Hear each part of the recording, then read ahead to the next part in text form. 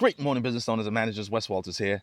So I was reading the end of the day reports yesterday for one of my clients, and they gave me permission to talk about this. So it's all cool. But in the end of the day report yesterday, they said this client is a restaurant owner. So the waitress brought the food to the table of five, and when delivering the food, one of the patrons asked, "Hey, does this have chicken broth in it?" Because I'm a vegetarian.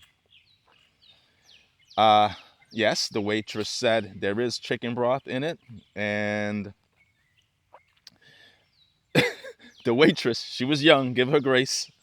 The waitress got combative, like, "Well, you should have told me you're a vegetarian before." Ay, ay, ay. But anyway, that didn't happen, and the customer is a vegetarian. So I empathize with the customer because I also don't eat meat. But I put this back on the server. I put this back on the restaurant.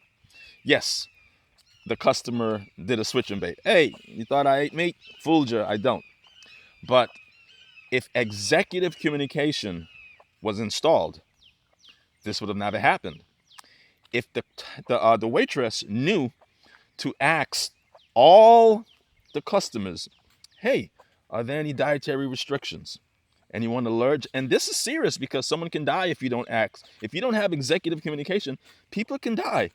If someone has an allergic reaction to X and your waitress did not use executive communication and discover that in the discovery of placing the orders, then you have a lawsuit on your hand. So in this case, you're lucky. It's just, hey, they don't eat meat. But on a higher level, someone could have died. So the way you rectify this, the way I told my client, the way you would normally fix this, one, is you want to be sure that your waitresses and waiters and your hostesses are using executive communication. Don't assume anything. Even if you know the answer, asking the patron just to be sure, because here's what happens. This is what's happening on a subconscious level. When they say it, when the customer says it, it's real.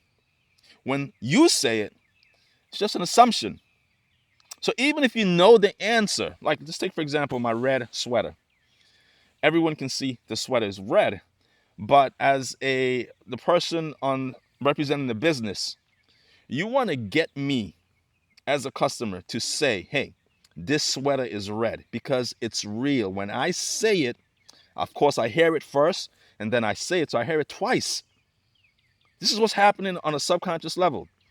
So yes, you see my sweater is red, but you want me to say, "Hey, this sweater is red. Red is my favorite color." Because if you say it, it's like, "Hey, I just see you wearing a red sweater. I'm assuming you're a high engaging person. You like the Chicago Bulls, etc., etc." That's what you're assuming. And you know, assumption is the mother of all. So you want to change and initiate executive communication for everyone on your team. Let the customer say it, even if it's obvious.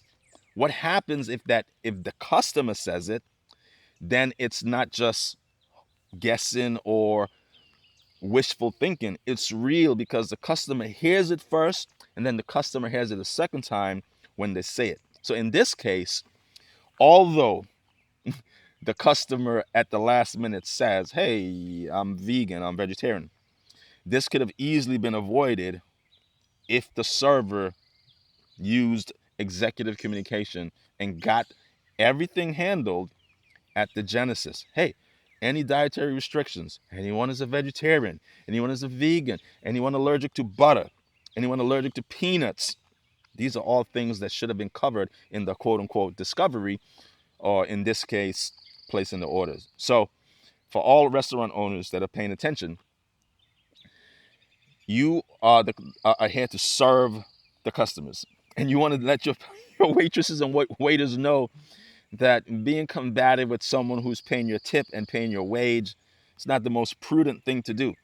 So you want to definitely train your team to know that, hey, we're here to serve, and that executive communication mitigates or circumvents a lot of unnecessary problems. In this case, wasted food, and another error where the waitress, while they were preparing the new order, the customer was just there sitting, doing nothing.